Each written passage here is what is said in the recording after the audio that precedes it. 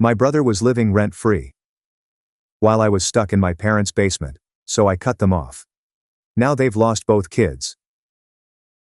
While my brother was pampered like a king for doing nothing, I became the family punching bag. After I got my independence and started my own life, I thought that was the end of the drama. However, my relatives had different intentions. Return with me to the beginning. My family, my parents, my older brother Daniel, my younger sister Natalia, and I grew up in a little Indiana town. I was younger than Daniel by 2 years. It was clear he was the frontrunner from the very beginning. It all began when he showed promise on the football field.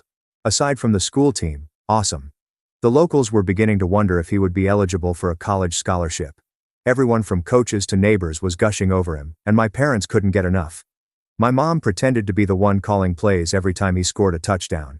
He was our ticket to stardom, my dad told him. As for me, I was merely standing there. Please understand that I was not an introverted child. All the usual suspects. I had pals, was average in class, enjoyed playing video games, etc. I felt like I was a ghost when compared to Daniel. He was the dominant figure, full of himself and self-assured. I liked to keep to myself, and my interests lay more in art and music than in athletics.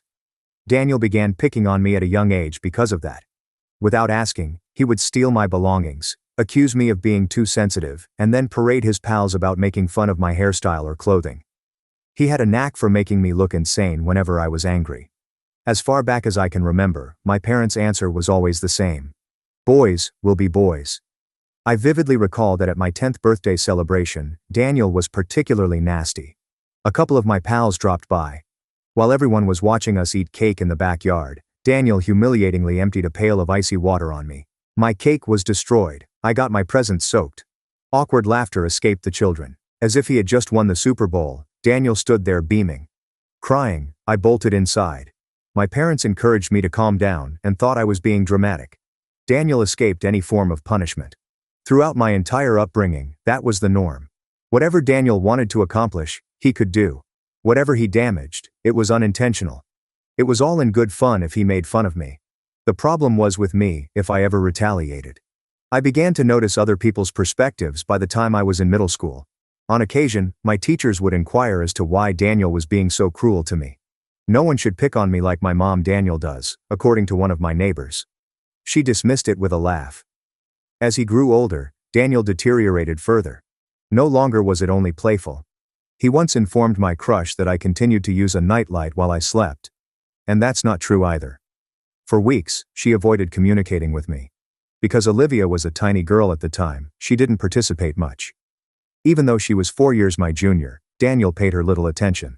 She would occasionally order him to stop bothering me, but she also had no authority in the household. Beginning with his high school football season, Daniel experienced the height of the golden boy treatment. In an instant, his games became the center of our universe. Tournaments forced the cancellation of vacations. As if he were already a professional football player, my mom and dad sported his shirt to the supermarket. My parents were preoccupied with Daniel's schedule, so I was the lucky kid who would get rides to art class from my friends' parents. Even when he wasn't playing football, Daniel wasn't a model son. He was treated like a walking miracle despite barely passing classes, talking back to teachers, and going on wild with his friends. While I was in school, I kept my head down, did well academically, and was never in trouble. Daniela was disappointed. I stopped making an effort to inform my parents whenever Daniel mistreated me when I was 14 years old. For example, when he was playing about with my guitar and inadvertently broke it. Nothing was going to alter my situation, I knew. Daniel made the joke at dinner one night that I would spend the rest of my life in my parents' basement. Except for me, no one laughed. Interestingly, the statement would reap far more consequences for him in the future than everyone had anticipated. However, at that time, I did little more than sit and eat, mentally noting the years until I could finally depart. I was already well versed in the regulations when I arrived at my high school. Daniel was free to do as he pleased. My parents stood up for him, while I remained on the sidelines. Even worse, by the time I reached high school, Daniel had a car, a larger social circle, and more opportunities than ever to make my life a living misery. My bike was among the first things Dad took from me when I was a freshman. His story about how his car wouldn't start was false. He rode it to a friend's house, but it was stolen the next day since he left it outside overnight. My parents' response when I informed them was, "Well, you should have locked it up better." As if I hadn't actually left it there. For that bike, I had saved up all summer while cutting grass. Afterwards, I went on my first date. I was 14 years old, one of my math classmates, Kayla. We saw a film in the theater. It was all good until Daniel and his pals showed up. Suddenly, he saw us in the lobby and began shouting, "Hey Daniel, don't get nervous now man. Don't cry if she holds your hand." The crowd burst out laughing. For the remainder of the evening, Kayla avoided talking to me out of embarrassment. Later on, I informed Mom about it, and she replied, "He's just teasing. He doesn't mean anything by it." At that point, I began to think that Daniel could set fire to the house, and then they'd probably blame the wind. The tipping point occurred during Daniel's junior year of high school, when he was 17 years old and I was 15. Until that point, football had occupied every inch of our home. Everyone had their sights set on Daniel, the promising collegiate athlete who they believed would go on to great things. Finally, one autumn afternoon, following a disagreement with his coach about playing time, Daniel felt he was worthy of starting as quarterback. Another player left the squad in the middle of the season, despite being superior. Just stepped outside. Advised everyone that he was planning ahead. What lies ahead? Throughout his final 2 years of high school, he essentially lived in the basement, sleeping in until midday, and then playing Fortnite and hanging out with his pals all night long. Before the college scouts started calling, my folks insisted he was taking a vacation. Not a single person contacted. I, on the other hand, was performing admirably academically. Daniel acted as if the world owed him something his sophomore year, while I joined the music club, worked part-time at a pizza joint, and tried not to get into trouble. Daniel, though, refused to give me space. Unintentionally, he began to damage my belongings. When I wasn't home, he would sneak into my room and steal, hide, or even smash items. I hated the guitar. I'd patiently saved up for it for a whole year. It was in 2 parts when I got home one day.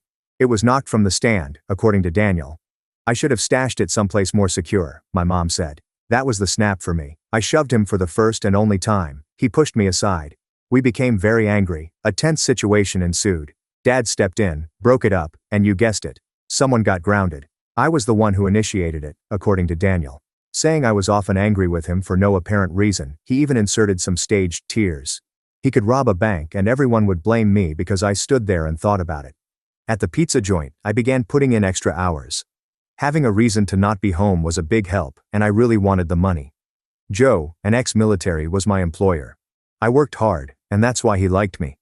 To get out of having to eat dinner with my family, I would sometimes stay late. Even though he wasn't actively participating, Daniel was the center of attention at home. Colleges will be lining up to recruit him any second now, according to my parents. It became out that he had barely completed his degree.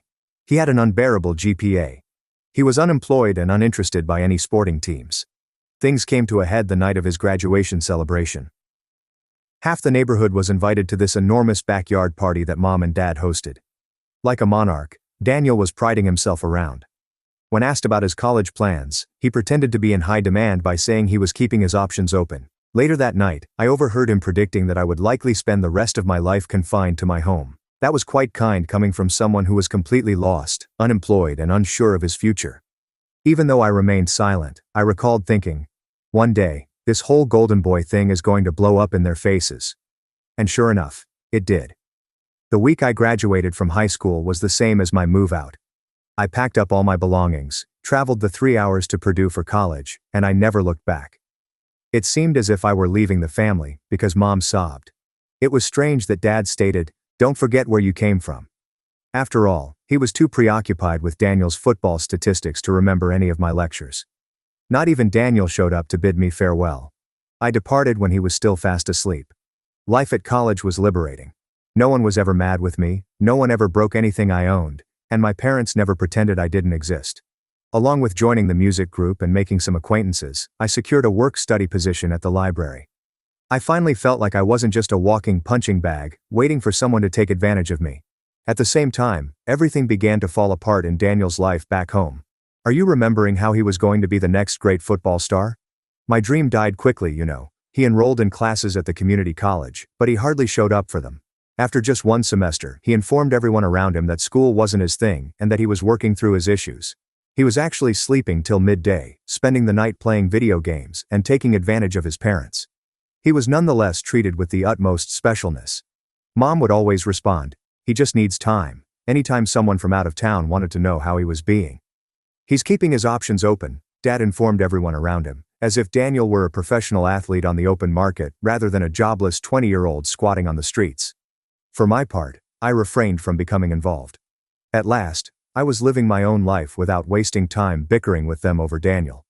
However, Dad always managed to start something new whenever I returned home for the holidays. Christmas my sophomore year was the worst. Rachel, my fiancée at the time, and I went to see my parents. Despite my prior warnings, she failed to understand Daniel's significance until she's seen him in action. In the midst of casual conversation with relatives in the living room, Daniel suddenly whispers to Rachel, "Hey, did Daniel tell you he used to cry every time he lost at Mario Kart?" To which everyone around him joined in the laughter. At that point he says, "Don't get him too excited tonight. He might cry again." Rachel is uneasy. I lost my cool. I told Daniel to shut up, and my mom told me I was being very sensitive. Rachel never again accompanied me on my way home after that. Olivia also rarely returned home. Olivia began her academic career in New York a few years down the road at the age of 18. What she observed made her realize that keeping her distance was the way to go, I believe. Olivia just claimed to be busy when Mom complained about her absence during autumn break and several holidays. As if she had betrayed the family, Daniel pretended. He informed others that she felt she was now too good for them. Olivia really maintained far more contact with me than with our parents, which is rather amusing. Many of her phone calls would center on New York, her boyfriend Daniel, and her coursework. She almost ever brought up Daniel unless it was to express her relief that she was no longer burdened by him. I was a junior in high school when Daniel was 22 years old and still lived at home, done with work, education and goals. He was employed for 5 months at a car wash, resigned due of the unpleasant employer. For a summer, I considered landscaping. Give up. The heat was too much. Mom always said he hasn't found the perfect fit yet whenever he quit anything. The pressure from Dad to visit more often began at the same time. He said that Olivia and I were causing tension in the family by not returning home often enough. I suggested that maybe if the focus at home wasn't constantly on Daniel, people would be more interested in spending time there. That response bothers him. In the summer preceding my senior year, everything came crashing down. I worked a temporary job while I was home for a few weeks to put some money down. Daniel began making remarks about how I assumed I was superior than everyone simply because I was a college student one night during dinner. He persisted even after I turned my back on him. They told me my degree wouldn't help me get a job and that I'd wind up at a gas station like most of my degreed friends. I lost it and finally yelled out, at least I wouldn't be living in Mom and Dad's basement at 22 with no job and no clue what I was doing. Then I got quiet. Apologize, my dad said. Since I wasn't mistaken, I joked and politely declined. As if we were 5-year-olds again, Daniel became enraged and tossed a roll across the table at me. Even though summer sessions hadn't begun yet, I walked out and returned to campus the following day in my car. I don't think I've ever spent more than a weekend at my parents' place before. Holidays became unpredictable after that. At times I was present, and at other times, I was absent. When it came to visiting, Olivia was far worse than I was. The family was disintegrating, according to Mom. It seemed like everything was coming together at last. It was during Olivia's junior year in New York when she met Daniel. The age difference between us felt even wider at that point. Daniel was 25 and I was 23. A month or so into our relationship she gave me a call. He listened attentively while she spoke, was intelligent and humorous, and had a solid job offer waiting for him when he graduated. To my ears she sounded happy than before. They were on a road trip through Indiana the following summer, and I met him then. Daniel possessed that rare quality of being able to win people over with just a few words, certain, yet humble. Greeted me by name, inquired about my classes, and even brought a gift of New York-style coffee for my parents. Right away, Mom adored him. Even Dad. This was not the case for Daniel.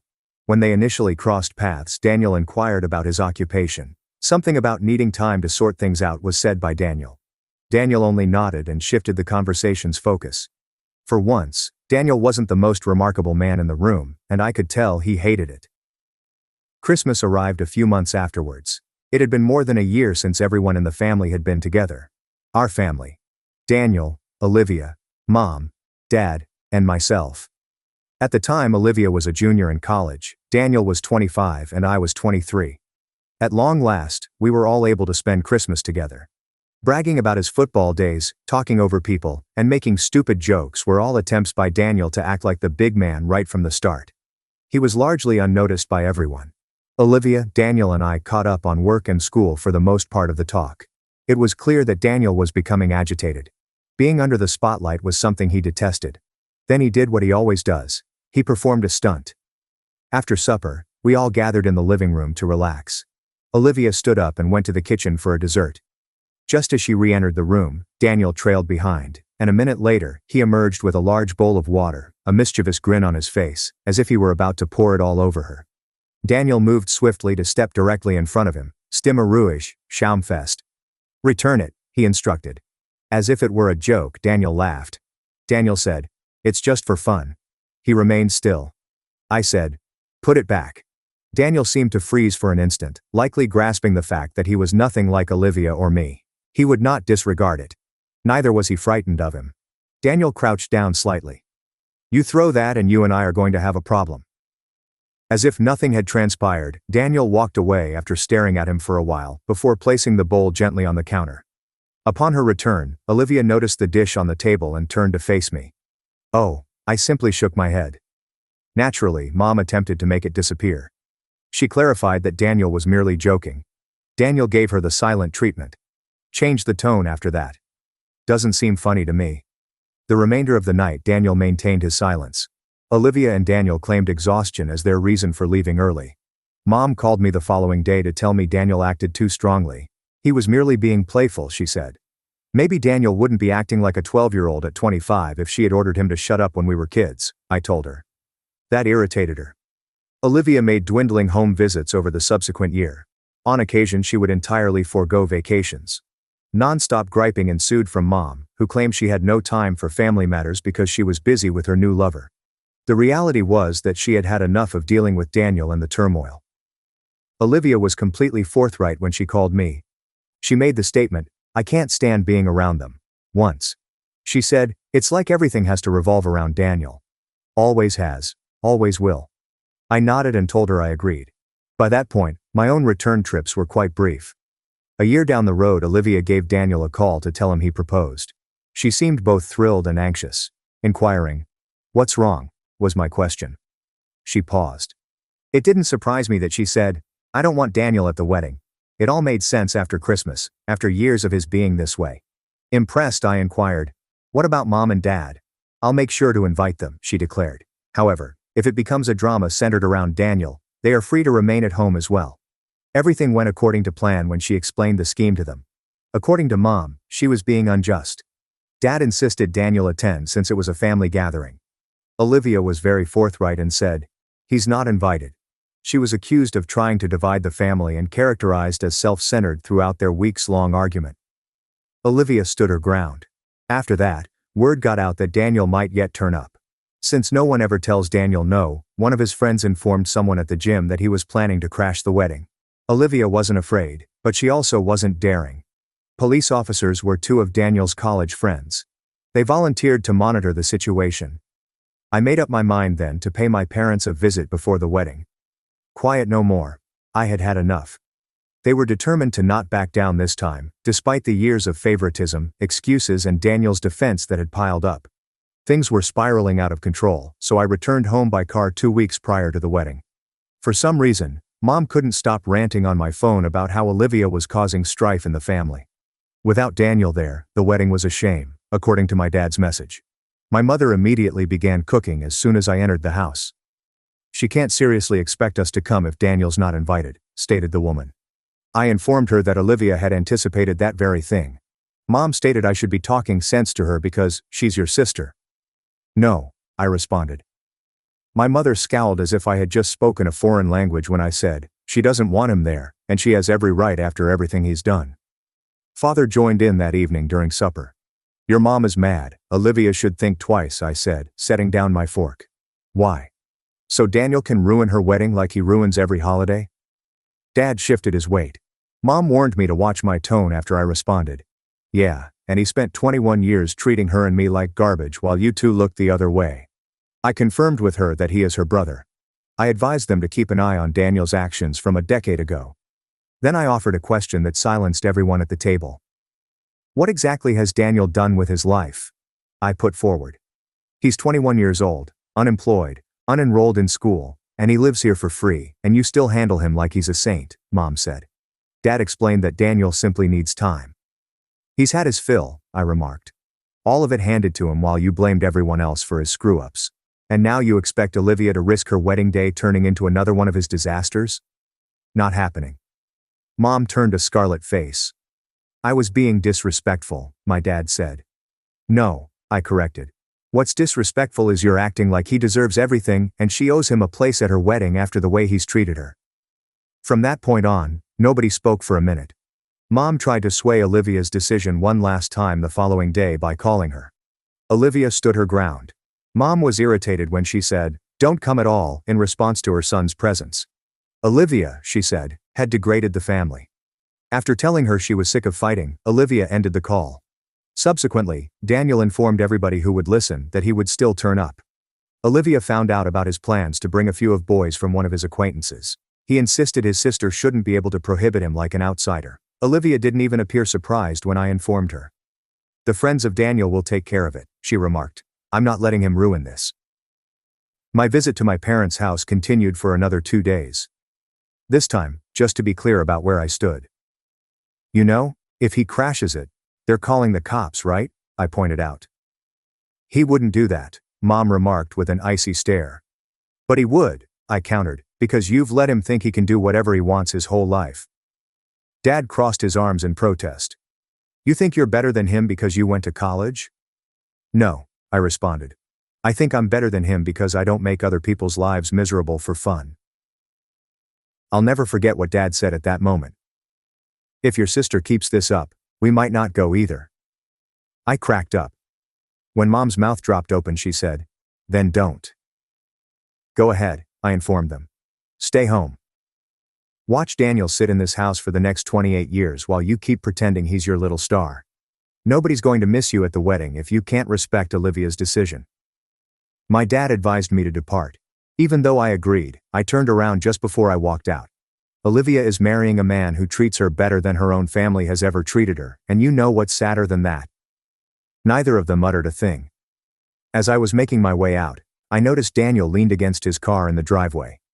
Big wedding coming up, he remarked, beaming at me. Maybe I'll make a speech. At that point I halted. If you are interested, you can try it out. Just show up and a police escort will accompany you as you leave. His grin slightly dwindled. They still hadn't decided if they would be attending. My mom contacted me the day before the wedding. In any case, I asked her to inform me so that I could forewarn Olivia. Her silence was deafening. After that, Olivia gave me a call and said, if they show up with him, they're out. Daniel had previously informed the venue staff of this. Do you believe they will? I inquired. Pausing, she continued. Honestly, I wouldn't put it past them. The ceremony took place at this outdoor location around 1 hour away from our hometown on a Saturday afternoon. Olivia and Daniel had deliberately kept things low-key, inviting only close friends and family and avoiding any unnecessary turmoil. However, following the previous month, no one had a clue about the course of the day. I arrived ahead of schedule since Olivia requested that I inform her if there were any developments about her parents or Daniel.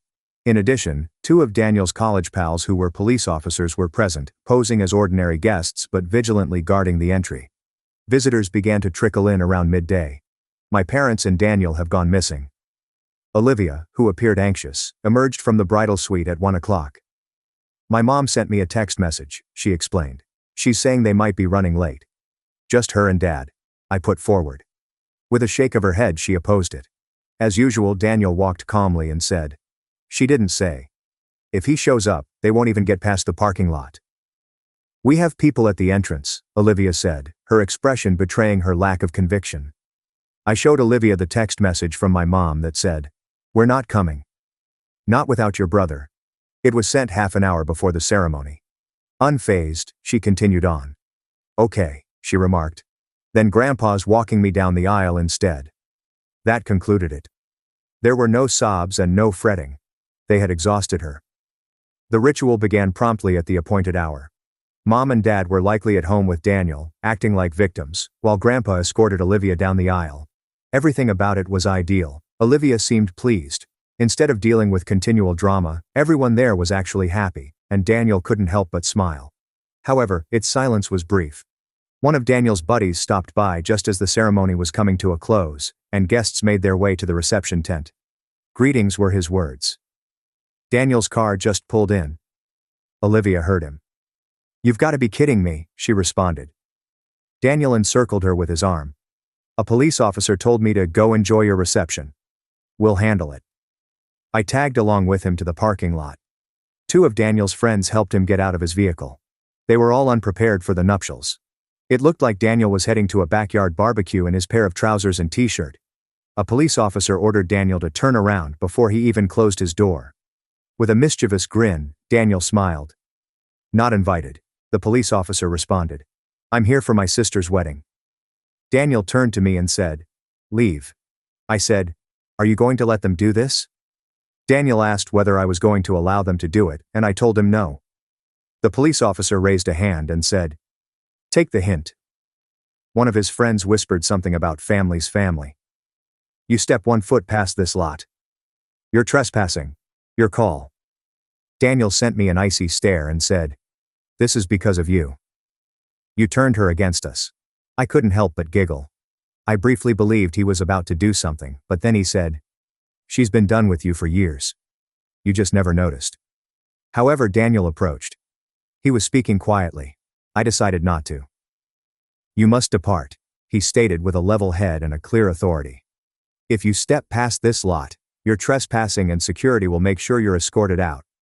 A small crack appeared in Daniel's grin. Evidently recognizing that neither of his friends wanted to spend the night in jail due to his fury, he glanced at them. Whispering under his breath, he resumed his journey in his car. Yeah, I said verbally. They got in their car and drove away, saying, It is. Not a single person at the reception brought it up with Olivia. No matter what had transpired, she continued to dance, laugh, and snap pictures. Even though Daniel monitored the situation, he never returned. As the evening drew to a close, Mom eventually texted Olivia once more. Olivia said nothing in response to the words, We can't believe you embarrassed the family like this. She didn't embarrass anyone. You did by siding with Daniel over her for 20 years. Don't contact her again tonight. I texted back, in response to her, after she gave me the phone and added, You deal with them. Mom didn't react.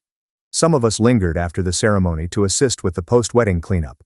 Following her last hug, Olivia departed. She thanked him for always being there for her. Always, I reminded her.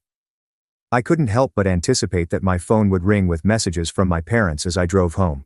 Until the following morning, no communication was received. It was a furious voicemail from Dad, claimed I had betrayed my sister and treated him and Mom disrespectfully. I didn't return the call after deleting it. So, let me tell you something. They settled on their decision quite some time ago. They settled on Daniel. Danieler was the one they picked every time they defended him, disregarded his treatment of us, or pretended he didn't exist. What they built is now in their possession. Honeymooning was the next stop for Olivia and Daniel after their wedding. Additionally, there was a lack of family strife, which had not occurred in a long time. There will be no uncomfortable phone conversations, no squabbles at the last minute, and no Daniel taking center stage. The consequences were felt quickly.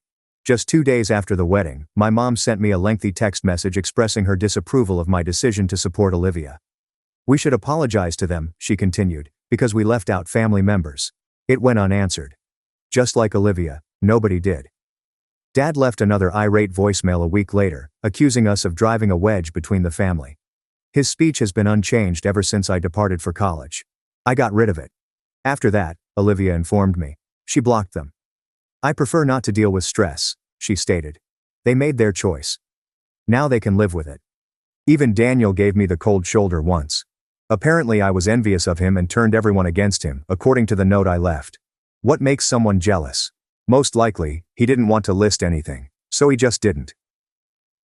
A cousin of mine informed me in the fall that Daniel had not left home, was still unemployed, and continued to place blame on everyone except himself. He had begun a pyramid business, selling expensive energy drinks and promising his customers that they would be rich in 4 months. It lasted for 5 weeks. He no longer has a profession or a mod role. Instead, he spends all night in the basement playing video games. His parents were always stepping in to help. They continued to send over cash as he racked up their credit cards and borrowed money he never repaid. A home in upstate New York was purchased by Olivia and Daniel at the same time. She was promoted at her workplace. They emailed me photos from the housewarming celebration. Happy friends, a warm living room, and a fresh beginning. They began to receive more visits from me than my parents did. On that particular Christmas, Olivia extended an invitation to my girlfriend and me, as well as a few relatives, Daniel's parents, and even grandfather. Neither her parents nor Daniel were invited. For a long time, that vacation was the best one I'd had. There is no stress, no fighting, and no waiting for anybody to derail the atmosphere. The only things needed are food, presents, and the joy of being with loved ones.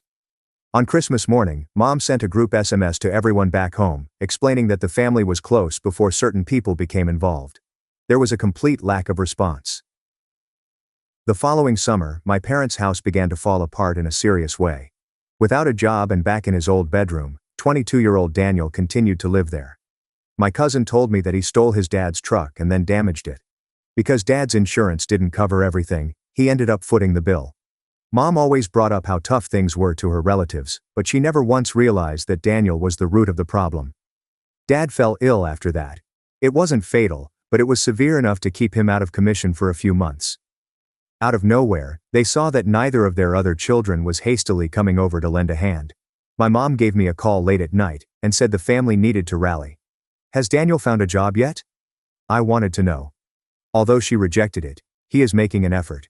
The exact same thing has been said to me for years. I expressed my wish for Dad's speedy recovery, but made it clear that I would not be returning to help out with bills or babysitting Daniel once they were unable to do so.